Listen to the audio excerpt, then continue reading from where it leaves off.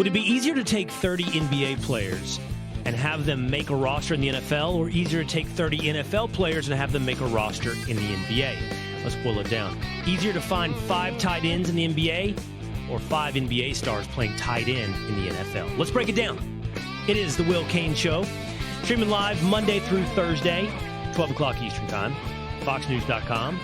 Fox News YouTube, Fox News Facebook, and always on demand to listen on Apple or on Spotify. Just hit subscribe, or you can watch The Cain Show by subscribing on YouTube. This is our Friday edition of Cain on Sports. I want to talk about that hypothetical introduced by Austin Rivers.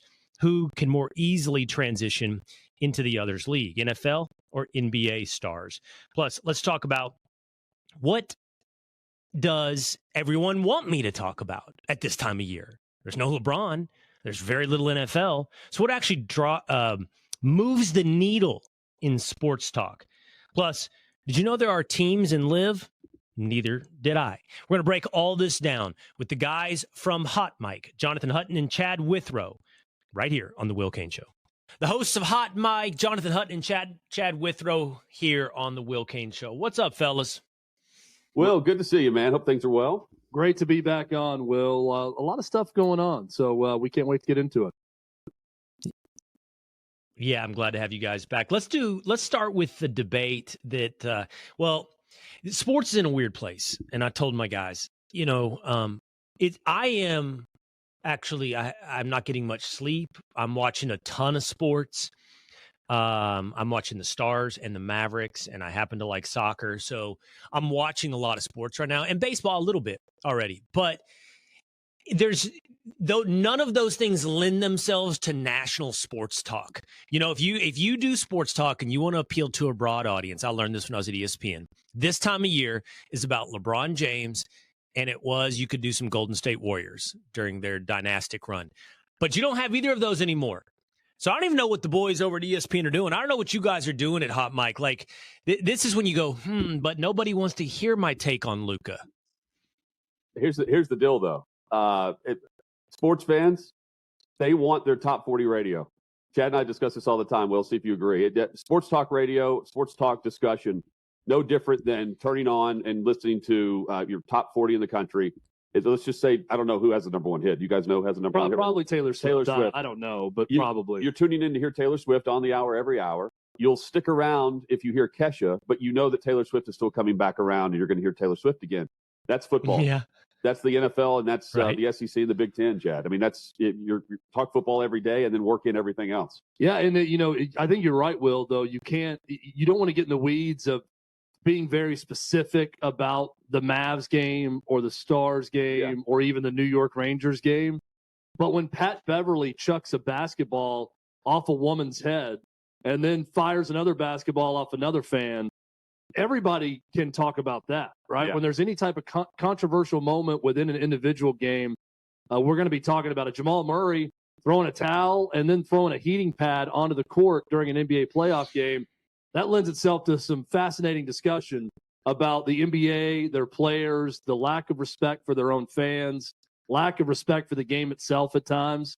So we get into a lot of those things. But, in the idea of playing the hits the way you would at a top 40 station, I think right now, NIL and college sports, NBA, even you're talking about specific series, whether or not it's a viable product right now with their television rights coming up and a lot of different people bidding on them. There's still plenty to talk about, but you are right. You got to focus in on whatever that LeBron James was when you're hosting daily sports talk radio, Will. Whatever that topic is, you got to be laser focused on it at times. I mean, people used to always say, why do you guys always talk about the same thing? And it's not just NFL, by the way. It is quarterbacks, and it's the Dallas Cowboys. So you like the Taylor Swift, the top 40 of sports talk is the Dallas Cowboys, any kind of quarterback debate competition. It is cultural issues, to your point. You can kind of do the stuff around the game, but that's not really talking about the game. And it was LeBron. And it just kind of highlights how important LeBron is to that league. I mean, there was a moment when it's like, okay, will Kevin Durant be the centerpiece of a conversation? He's not anymore. And if you look at the young guys that are studs, And they're legit amazing basketball players. Like, for me, I'm such a Dallas guy that Luka feels that way to me, but I recognize he's not that for the greater national audience. But think about this. It could be like Wolves and Thunder. Like, Anthony Edwards is amazing. Like, he is really good, and maybe eyes are going to get open to him this year. But he's not a national conversation piece. Maybe the Boston Celtics can be in a way. I don't know. But to me, it underlines how important LeBron has been for 2 decades to that league at a time when, what you just bring up, their sports rights are up. I mean, it looks like ESPN and Amazon are getting a piece, and it's between TNT and NBC for that third piece, which means it could be the end of Inside the NBA with, Chuck and Kenny and Ernie and Shaq if TNT doesn't get it. But NBA desperately needs its new LeBron. Everyone's over the age of 35 right now. That would be the next guy, right, Chad? Steph Curry, Kevin Durant, the younger pieces. It's interesting because the small markets, there is no real small market in the NFL. You can have Patrick Mahomes in Kansas City. You can have Josh Allen in Buffalo. Giannis in Milwaukee does what for the league? I mean, he's a massive name. He's a star. But he's not the next guy. I don't view him in the same sentence as I do Durant and Steph Curry, but those aren't the faces of the NBA either. And they're not American. I mean, I do think that we still have, a bit of an issue with that in terms of becoming an American sports sensation. Yeah. And that's not to say that Americans, hate foreigners or they hate Luka because he's not from here or Joker because he's not from here. I don't think that's true at all. I think most American basketball fans love and appreciate those guys and their games and the way they play, and they like watching them play. Yeah. But I do think, Will, to become a true LeBron James, Michael Jordan, Shaquille O'Neal, Kobe Bryant, Steph Curry level superstar, it's important to be American. And there's not a ton of American superstar talents that are in the running for that right now, outside of maybe Anthony Edwards and what we're watching with his run for Minnesota. If they can go on a run and capture an NBA title and he keeps playing like this, maybe he can be that next guy, but I really don't think so. Maybe Shea Gilgeous-Alexander, who knows? But, I did a show this week on the Will Cain Show where I talked to this guy from Britain. We talked about, like, culture. And, identifying that a culture exists is just an acknowledgement of reality. Like, I love Luka. And Giannis, by the way, is one of my favorite players because he's awesome, but he's a great dude. But I agree with you. Like, he'll never be the face of the NBA there's no language barrier with Giannis and very little with Luka anymore, or with Jokic. But they come in. English is the second language. Their names, Giannis Antetokounmpo, Luka Doncic, Nikola Jokic. It takes a while for Americans to even learn how to pronounce them. I agree with you. It's important that the top star be American, and I actually think that's part of what's hurting baseball. Baseball, we've had Mike Trout and Bryce Harper, but I don't know how many stars are necessary in baseball for it to. That's another underwritten thing. No, baseball doesn't even make the top 40 at all, ever. So for national talk, but I do think that's played a role. The fact that baseball. This is all to the diversity is our strength. Well, not always. It's not actually helping the popularity of baseball in terms of creating stars. But just look at the marketing campaigns and the faces of that. Well, and also, Aaron Judge. It correlates in ratings a lot of times. And baseball is on the way back up with attendance and ratings and everything else. But you hit on a good point there, Will. America was our game. It's America's game. Cooperstown, New York, right? This is our thing. And we handed it over to the world, and they took it and ran with it. And that's not a bad thing for the product of baseball. It's made the game richer. It's made the game better worldwide. But I think it does have a negative effect on having that American superstar. And I would say the same about this. You talked about having a British person on your show. Tim Howard, when he's playing in the EPL, Tim Howard's catching a lot of crap from fans over there because they're saying this American, this Yank, can't be as good as other guys. He plays a certain way. He does certain things a certain way, and that's not our game over here. And I'm fine with that, right? If that's a bigger sport in their country, it's their thing. When a foreigner comes over and suddenly starts playing there, there's going to be questions about their play style. There's going to be questions about their competition when they were growing up playing also. I think a lot of the same things happen with basketball and baseball specifically because it's seen as an American sport first and foremost. Even though these international superstars are terrific for the game, it doesn't mean that's going to translate into a huge box office draw for all American sports fans. And I'm fine with that, just like I'm fine with the Brit who doesn't like the American invading the English Premier League and wanting to be a European superstar all of a sudden as an American playing football in England. Well, the other thing too, the NFL is just it has better leadership. They look forward. They're forward thinking. The Major League Baseball is in the middle of a crisis with their rights for the television broadcast. NFL will never have that happen. You've got the NBA and negotiations. They're going to be spread out now. And they're a player-run league instead of the ownership all the way down. It looks like the players control all that. Same with the NBA, for that matter. Hey, I'm thinking though, from the NFL's point of view, Chad's right about the American. You're not going to have that. You're not going to have the European twist on whatever American football is, like we've seen right now in basketball. But at the same time, they're just better storytellers. They're better at marketing their individual brands. And those dudes wear face masks. You can't even see them on game day. And you know who they are when they walk down the street. You can't do that with Major League Baseball. They don't embrace it. They don't embrace the social media aspect of it behind the scenes. They didn't like when cameras were on, when individual players were doing vlogs in clubhouses. And the NBA is just unlikable. I think that would be the word I would use in many of the cases. You don't know much about the players, but when you do see the headlines, you're not very fond of whatever is the content involved. The NFL is the opposite, and that's where all the marketing dollars are. There, no matter what you're watching, a commercial is involved with their brand, and the other leagues don't have that. What do you guys think about what Austin Rivers had to say on the Pat McAfee show? Austin Rivers, and this was the big sports debate of this week. Austin Rivers said he could get 30 NBA players to play who could make the NFL, but they couldn't get 30 NFL players who could make the NBA.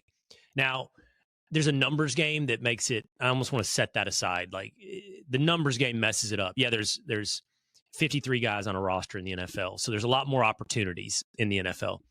But everybody's kind of crushing him. J.J. Watt's crushing him. Everybody. I actually think Austin Rivers is on to something. Like, the number 30 is kind of what got everybody's attention.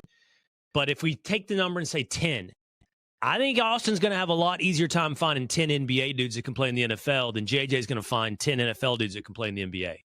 There's some dudes that can ball in the NFL, though. Yeah, I am 1,000,000% in agreement with Austin Rivers.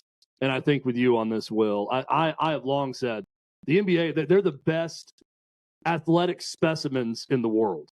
And these guys could translate and play a number of other sports, right? Not necessarily skill-specific sports. I don't think everybody can go hit a baseball at 97 miles per hour or something like that. But football, I mean, I'll just two examples that come to mind. Could Glenn Big Baby Davis have gone over and played defensive end at his size as a guy who was kind of a middling player in the NBA? Could he go play football? Yeah. Kendrick Perkins, who Charles Barkley just got done making fun of for his playing career after Kendrick Perkins took shots at Shaq and Charles Barkley, could he have played in the NFL? I think absolutely. And I could go down the list. You know, would LeBron James have been a dynamic tight end, wide receiver in the NFL at, 6'8", 250 pounds with his athleticism? Possibly. I think he could have done that. So, I mean, and that's just a number of examples. Yeah, I think the size, which way do you think this athleticism ratio would help with the NBA crossing over that way? Which way does this cut?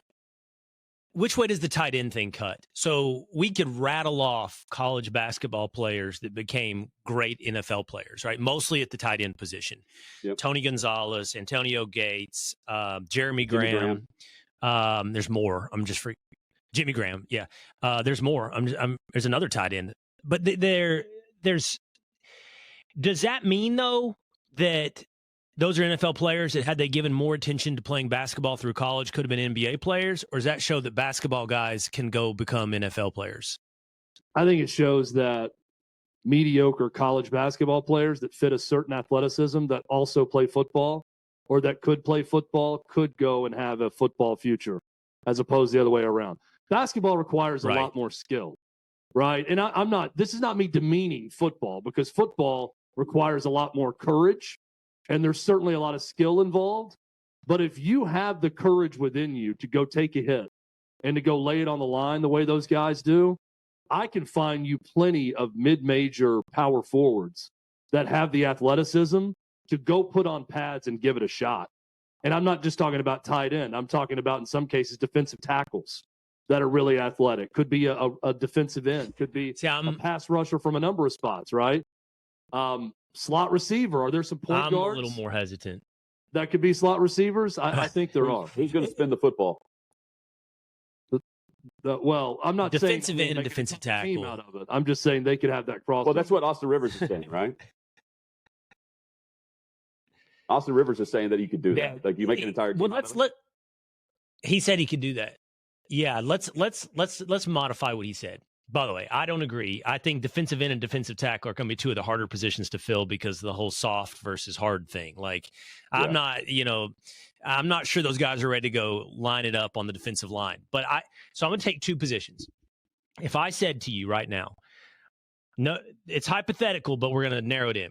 I want you to find your 5 NBA players that could play tight end versus I want you to take 5 tight ends that you could think could make the NBA. Which transfer of that position alone? And then, by the way, we could do it separately with receiver. Like we could say, all right, I'll take, 5 guards, either point guard or shooting guard. And then you can have Odell and a few other, because I think Odell's probably the most athletic dude I've ever seen. Odell and a few other receivers. Which crossover has more success? Like, stick with tight ends, I think. Tight end for sure is that's leaning NBA for sure. I do think LeBron could play tight end tomorrow. I think yes. So the tight end comparison's a good one. I could find you 5 NBA players who could be starters in the NFL if they decided to go play football at tight end. Now, I could also find you 5 NFL tight ends that I think could give you good minutes in the NBA, right? They're not going to score a ton of points. Really? But I do think it's athletic enough of a position where you could have a crossover where they could go and do something. They could defend someone, they could rebound, they could help you out in some way. Are they going to be stars, though? No. But I think star potential would go to the NBA player crossing over to tight end in the NFL. I'm thinking of my time, Will, in the locker rooms, and some of the really just bad NFL players were really, really good basketball players. Justin Hunter comes to mind, wide receiver for the Titans. He could ball, and he wasn't tough enough. Like he wouldn't step up and actually block anyone in a run-based scheme. That was his big problem, right? Like that, it doesn't always transfer over, but that was the sport that he was best at, where he ends up being a second-round pick. The other thing, Drake May apparently can straight up hoop too. That was the other the big draft note. Yeah, I'll take the quarterback that I know can at least play the position. There are other spots too that I don't necessarily think transfer over. Tight end though. That's where the NBA makes their money if they're playing the NFL game. Drake May had a brother that played at UNC, right? Yeah. And then he had another brother, I think that's a pitcher. I don't know if he made the majors, but like the 3 brothers. Okay, that takes me to another theory I want to run by you guys. This one is not well fleshed out. This is a baseball theory that I've been watching. So baseball for me is like anybody else. I think I could name you the top 10 prospects in the Texas Rangers farm system easier than I could name for you the starting lineup of the Yankees. Like I just, it's very localized for me. And I've been noticing something about the Rangers prospects when it comes to pitching. And I think this is league wide that, at 26, 27 years old, you can't give up on a pitcher. It's kind of fascinating. While every other sport, what they're going to be by really, it's getting younger and younger, right? But baseball pitchers, it's like you don't know, and you got to keep them around at AA, and you got to let them go through a Tommy John surgery or 2. And then after all that time, you actually may end up with an ace, much less a guy in the starting rotation. And it made me think, because my producers told me this, it's been 26 years since Kerry Wood struck out 20 dudes for the Chicago Cubs.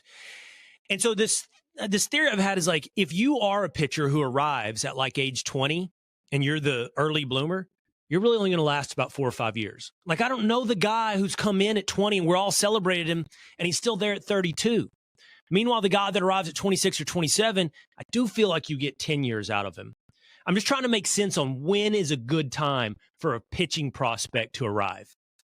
Well, and you mentioned Kerry Wood. I mean, think about Mark Pryor as another guy who's very young, right? And kind of peaked very young into his career. Another thing I think about that game, that Kerry Wood game, you're a Texas guy, Will, so you remember this?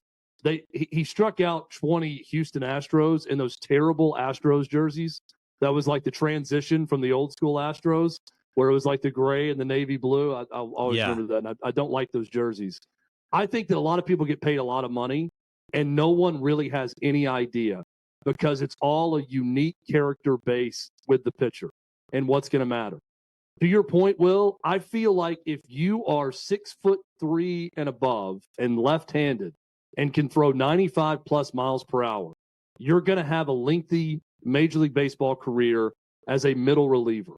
I also feel like I watch a little bit more college baseball now, and every single pitcher in college can throw 95 plus miles per hour, and almost none of those guys are going to have a Major League Baseball career. So both those things can't be true, right? So what is the secret formula for age? Or do you go and play 3 or 4 years in college? Do you go straight to the minor leagues? When's the right time to break someone in the majors? I think it's so non-specific, and that it is very specific to each individual case, that I don't know that we're ever really going to have an answer. It's a great question, I think, and it's got me thinking about it. I don't know that there's the right formula per se for how to keep someone around for a long time in the majors. I think the secret is the older you get, the more you're developing a second and third pitch that you can ace, you can master. You don't necessarily need that in college baseball. Everyone can be Kenny Powers right now in college baseball, right? You have to have that. Tom Glavine said on our show, Chad, he said, where's the guy that can pitch 87 and get the strikeout? That can master the corner. And can mix speeds and knows exactly where to throw it at 87. That's way different from the Braves pitching staff of that era with Maddox and Steve Avery and all, compared to what we're seeing across baseball now. I don't know who's really got the second or third pitch that they're truly confident in when the count is set up for that specific pitch. I think the older you get, the more you develop that in the minors. Yeah, but think about that as a career choice. So I don't know if you guys have been around minor league baseball. I covered it, I covered it at ESPN. I did this whole story on the Biloxi Shuckers because they were homeless for like 2 months, never had a stadium. So they had to play every game was a road game. So that was one of the first things I did at ESPN. And, but you can imagine even if it was your own son, or you might have had buddies who gave it a shot, right? Whereas in minor league baseball. And there's a time where it's like, hey, man, I don't think it's going to happen for you. Might be time to get on with life, right? Like he's 25, 26, and you make nothing in the minors, nothing. And you're living a rough life and you're still chasing the dream. But I position that against one of my favorite books as I read the biography of R.A. Dickey. I was just inspired by R.A. Dickey. You guys remember him? Knuckleballer. He's here next to he did not break through. Oh, does he live there? Yeah. Mm-hmm. He went to Tennessee, right? Yeah. Yep. Rangers drafted him, and he was kind of a bust. But, and I say that complimentary because he chased the dream and didn't break through until he was like 34. Now, in that time, he decided to become a knuckleballer, and he had to start over and learn how to throw a knuckleball. And then he got the $50 million contract at age 37. So it's an awesome story of chase it, and it finally came through, late bloomer. But on the other hand, mom, dad's probably it might be time to get that insurance job. Well, I love the R.A. Dickey example. And I did a speaking engagement with him last year, in fact, and he was telling his story. And he talked about the amount of pitches he threw at the University of Tennessee in a College World Series season, and how he was a hard-throwing righty, gets to the Rangers organization, and at some point they do a full physical of him, and they decide, hey, you really don't have an elbow. Whatever the injury was, at the time you got nothing left. I remember that. There's nothing you can do. And he said, this was not my intent, but I had to pivot, right? If I was going to do anything, it wasn't really to sit. This is what I had to do to have a career, to learn the knuckleball. But I think of that R.A. Dickey example, and the more you watch Major League Baseball now, the more I see and hear the story of the guy who they thought was going to be a starter.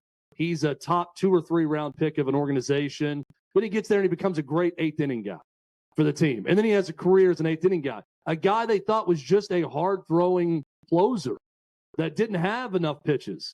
But then he becomes a starter, and he's the 5th starter on a team and slowly works his way up. There are more stories like that, not as extreme because of injury as R.A. Dickey and not as extreme as a knuckleballer. But I do feel like we're starting to see more of those stories where an organization thinks one thing. I do too. And then someone adjusts and they become something totally different. I'm still thinking about the WNBA and how great they have it traveling compared to minor league baseball or the Arena Football League with their traveling commercial. Yeah. At least they get to fly. It's not a bus. No, it's not a bus. It's not the Cleveland Indians bus from the movie Major League. No, they have to no, go it's on. not. Hey, did you guys watch the Tom Brady roast? Yes, we did. Well, I got through some of it. Yeah. I think it was a long Everybody's roast. saying yes. 3 hours. You know what my current obsession has been ever since the Tom Brady roast? Is following plastic surgeons on social media, figuring out what all these dudes are doing. Now, when I say all these dudes, there was 2 that caught my attention. Brady and Ben Affleck. And they're doing some things. It's pretty clear. They're doing and they, hey, I guess more power to them. They look Brady looks amazing. But what has he had done? Okay, so you want me to tell you what the internet says? What the plastic surgeons on Instagram say? Hair transplant. Then you do something where I can't remember. I think I can't remember if you inject filler or take out to make your cheekbones come out more. Yeah. And then you inject something. I think it's an injection. I don't know if it's injection or surgery. Jawline. So it just makes everything real angular and tight, under the carriage and on the jawline and smooth. And I'm telling you, just like a couple years ago, I was like, I had a doctor tell me, you have no idea how many dudes walking around South Beach are on HGH, like just for vanity.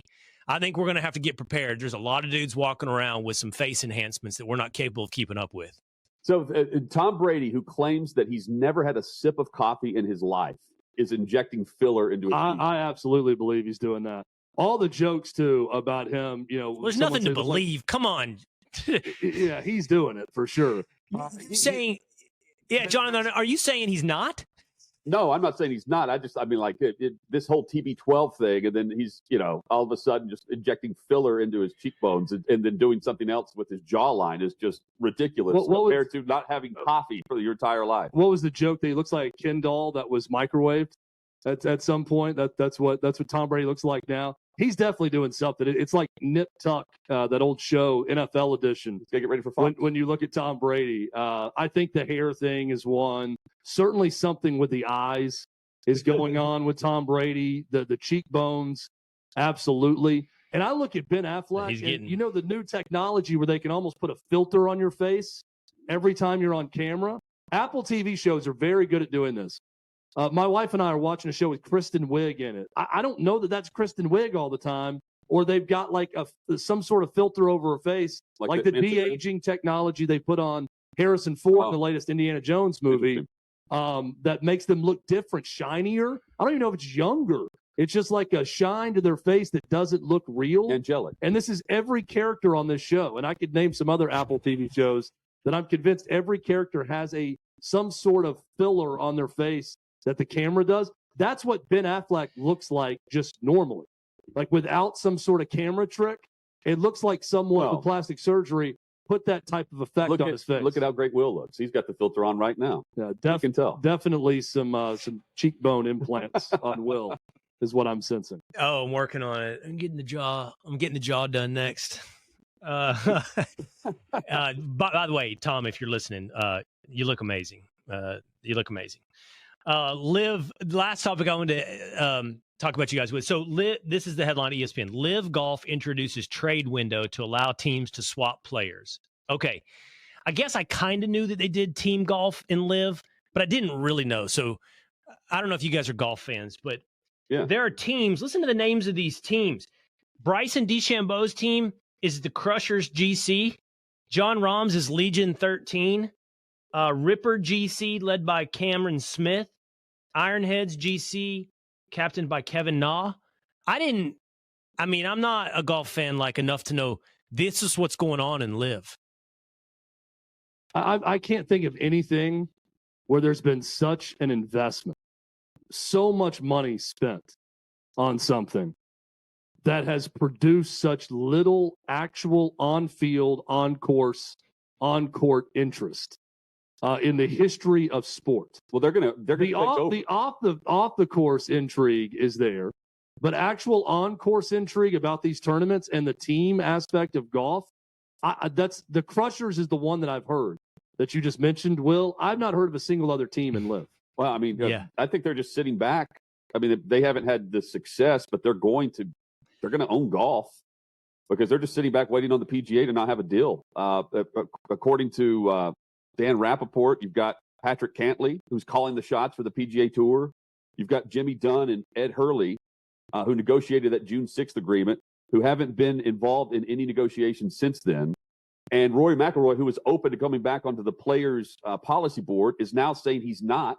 And that was right after he was apparently offered, $800 million. The whole thing is a mess. And meanwhile, LIV is just sitting back, giving all these you got teams that you're just. I think they just handpick players that they want to own the team as part of their. It's their part contract. of their offer. The hundreds of billions of dollars they're giving them. You also get a team in your name. Yeah, I guess they choose. LeBron would love this, right? Who cares about? Do people care? Do they care if the Crushers beat the Ironheads? Well, why do the players care? That was the other thing. Like, why is this a part of that negotiation? There's clearly something there. I don't know. I think the players. I think if you're going to get that much money, they care about the money. So they're going to take the check and the money, and then it's like, oh, you also get to have your own team. I guess you're thinking, cool, might as well do it in case it takes off. But to answer your question, Will, no one cares about the Crushers and the Ironhead. I've not had a single person ask me on the street, did you see the score between the Crushers and the Ironheads this past weekend in that LIV event that was on? I'm going to start UPN doing that. Is now, or is it still UPN or whatever network they cut a deal with? C-Dub. It is the least successful money-driven venture I've seen. But the crazy thing is, it does not matter because the money that it's coming from, it's endless. So all they're doing is flooding the market with money in a non-successful venture in order to bankrupt the PGA and force the PGA to merge with them. Well, I don't think because they're going to have to. I don't think they want to merge anymore. I think they want to own it. Collapse internally, and they'll end up. Don't want to collapse it.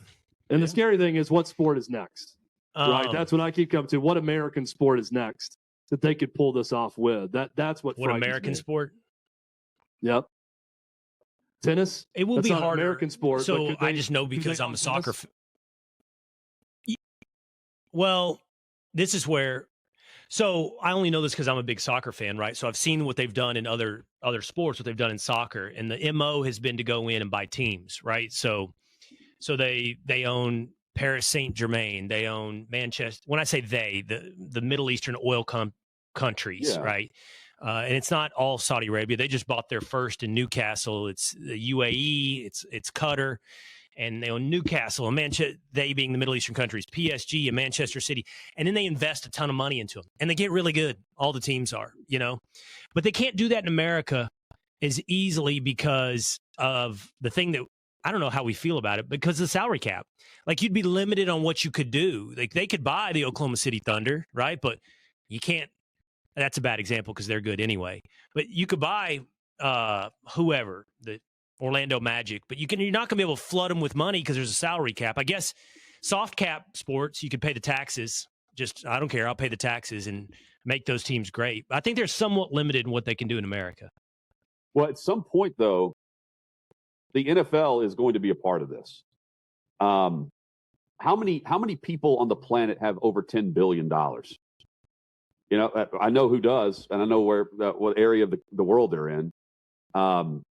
You've got $10 billion was the offer for the Miami Dolphins. Like, at some point, what's the value of an NFL franchise if the wealthiest people on the planet can't bid on it? That, to me, that's the next venture, and I'm not naive enough to think that we won't see a preseason game there at some point. And to your point, Will, you're right about the salary cap structure in American professional sports preventing that type of European soccer team takeover and making them good. What I fear is a scenario where they do what they did to the PGA and they go and offer every great basketball player a bunch more money to go play in a different league that they own. And that would basically hold the NBA hostage because now we have all of your players not playing in your league and playing in ours. Right. Forcing them to the negotiating table.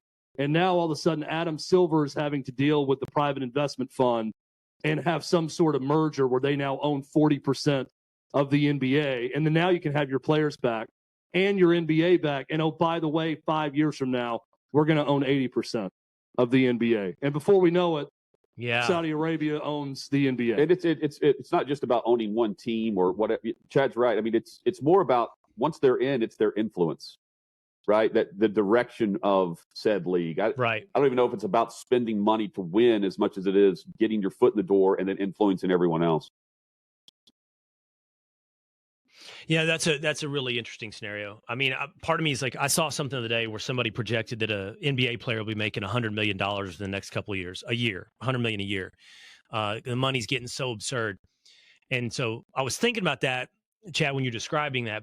But I mean, they were offering those soccer guys, some of those soccer guys, like I think the offer to Messi was hundreds of millions of dollars a year to come play there, which he turned down to come own part of Miami in MLS.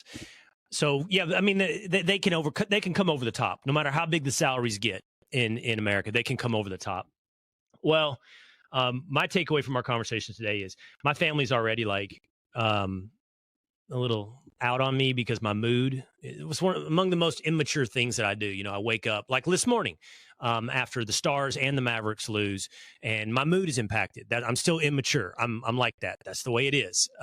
So I'm gonna just go ahead and push it over the top. And next time they ask me why I'm upset, I'm gonna be like, the Crushers got killed by the Ironheads. You know, I'm gonna take on a golf team just to. They're going to think they're going to be surprised by that and probably think that you're a degenerate gambler now. If you're that upset about the Crushers' loss, that you have some money on that one, because there's no way they're going to buy that you actually cared about the LIV results. How are we going to feel when kids begin mentioning the Crushers and Ironheads and we don't know what they're talking about, Chad? I don't know. If we get there, start getting gear. Yeah, We'll find out. I've got an almost 9-year-old right now. Maybe she'll be a huge Crushers fan one day. Who knows? Yeah, we should get gear. I definitely want that gear. I want that shirt. They're coming to Nashville. What kind of merch do they have in LIV? Maybe we'll load up on gear, Chad. We'll send Will some. All right, awesome. Hot mic, Chad Withrow, Jonathan Hutton. Always great to have you here on the Will Cain Show. Thanks, fellas. Thank you, Will. There you go. I hope you enjoyed that conversation with Jonathan Hutton and Chad Withrow of Hot Mic. Check them out on OutKick.com. I will see you again next time.